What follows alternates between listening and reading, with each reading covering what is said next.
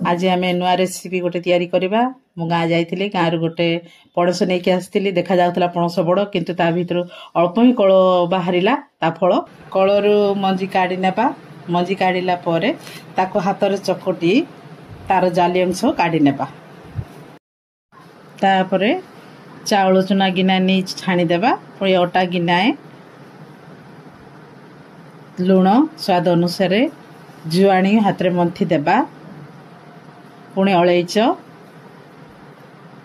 चीनी स्वाद अनुसार आपणकर इच्छा अनुसार तापटे इनो गोटे अंडा नेबा अंडा पकई ताकू भल्ल घांटी नेबा भल्ल घांटिला परे तेल गरम करी नेबा कड़ाई रे गोटी गोटी करी बरा आकार रे कड़ाई रे पकई नेबा तेल रे पुणी लो फ्लेम रे छाणी नेबा आ लो फ्लेम रे छाड़ी ताकू काढ़ी नेबा